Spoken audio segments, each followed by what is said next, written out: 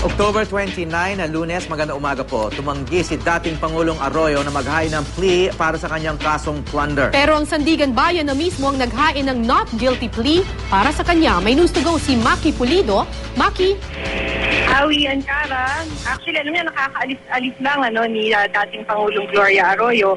Umalis siya pagkatapos ng pagpasa ng sakdal dito nga sa First Division ng Sandigan Bayan. At katulad nga ng nabanggit ninyong dalawa, the former president refused to enter any plea dun nga sa kasong plunder sa di umano'y maanomalyang paggamit ng 365 million pesos na pondo ng PCSO.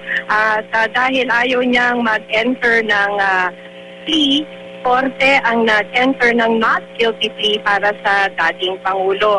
Hindi pa natin nakakausap ang kanyang abogado na si Attorney Anacleto Diaz na nasa loob pa ng First Division, pero kanina sa loob ng Korte, ang sinabi lamang ng kanyang abogado na si Attorney Diaz ay hindi mo na sila maghahain ng plea dahil nga meron pa silang petisyon sa Korte Suprema kung saan question nga nila yung probable cause na naging batayan ng warrant of arrest laban sa dating Pangulo. Maya-maya lamang siguro paglabas ni Attorney Diaz ay hihingan pa natin siya ng mas malawak na paliwanag tungkol dito. In any case, pagkatapos siyang basahan ng sakdal at ayaw niya mag-enter ng kahit na anong plea, it was the court who entered the not guilty plea for the president.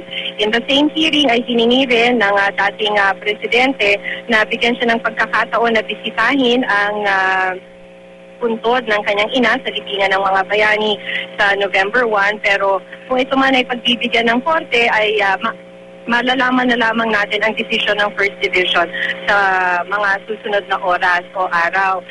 Among the accused, ang nandito lamang ay sina Sergio Valencia at Benigno Aguas, sa mga dating opisyal ng PCSO at kapwa-akusado ni Gloria Arroyo.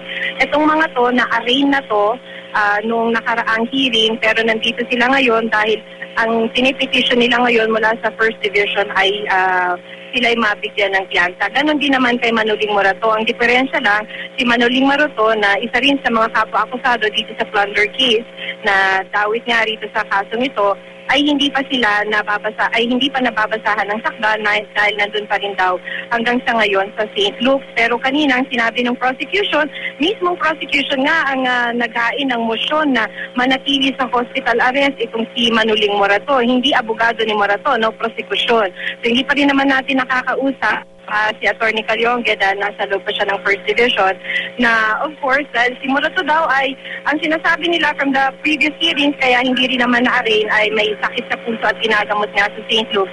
In any case, itinakda na ng korte ang arraignment nito si Morato sa November 22. Howie and Cara? Maraming salamat, Maki Pulido.